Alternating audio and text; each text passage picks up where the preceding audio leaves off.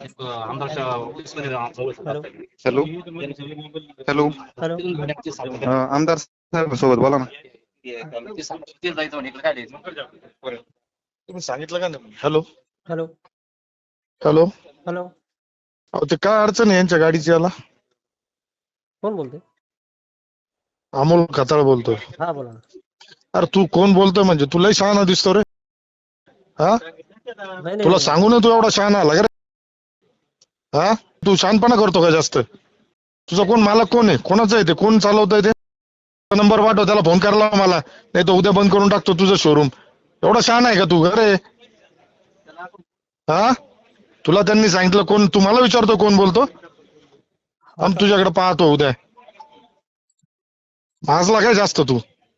अमोल भाऊ, विषय त्यांचा वेगळा आहे. त्यांची सर्व्हिस अरे एक मिनिट ऐका आता ना तू पहिले. काय आहे, ती जे पाहतो मी आता त्या गाडीचं काय नंबर पाठव मला, त्याला फोन करायला लाव मला. 10 मिनिटात त्याचा फोन आला पाहिजे मला. तू बरं एवढा शहाणा आलाय का? ठीक. नाही तर तुझं आहे ना, बघतो मी तुझं कसं तू इथं चालवतो मग.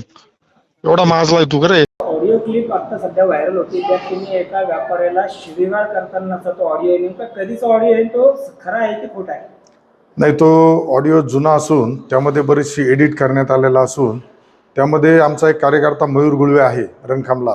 मी ज्यावेळेस त्या भागात दौऱ्याला गेलो होतो त्यावेळेस त्यांनी सांगितलं का शिरोडे ऑटो म्हणून इथं जे आहे तर त्याची गाडी तिथं फक्त सनरूफपाशी नॉर्मल प्रॉब्लेम झाला होता, तर 1 महिन्यापासून त्यांनी गाडी लावून धरली होती. त्यावेळेस त्यांना माझ्या त्या मयूरनीच फोन करून सांगितलं होतं का आमदार साहेब बोलताय, तरी तो कोण बोलतोय काय बोलतोय जरा वेगळ्या पद्धतीने. आणि यापूर्वी सुद्धा शिरोडे ऑटोमोबाईल येथे गाड्यांचे पार्ट बदलण्याचा प्रकार बऱ्याच वेळेस झालेला होता.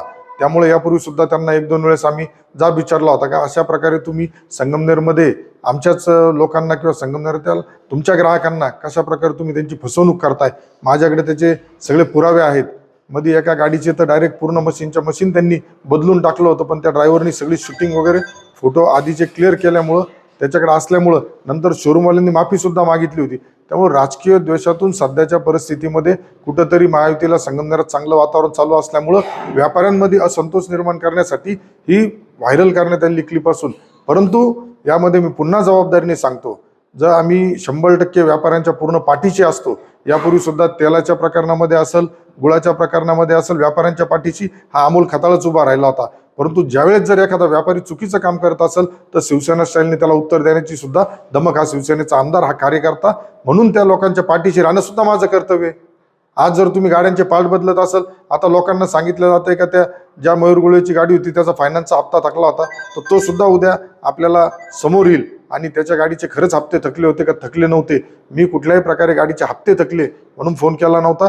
1 महिना छोट्याशा प्रॉब्लेमसाठी तुम्ही गाडी लावून धरली. आणि ज्यावेळेस बऱ्याच गोष्टी ती घटना घडल्यानंतर कळाल्यानंतर बऱ्याच ग्राहकांनी असं आमच्याकडे भावना व्यक्त केल्यात का शिरोडे ऑटोमोबाईल येथे आमच्या गाड्यांचे पार्टमध्ये छेडछाड करण्याचा प्रकार होतोय. त्यामुळे निश्चितच माझ्या भावना त्यावेळेस तीव्र होत्या आणि आजही जर त्यांच्याकडून यात सुधारणा झाली नाही तर निश्चित आमच्या भावना तीव्रच राहतील.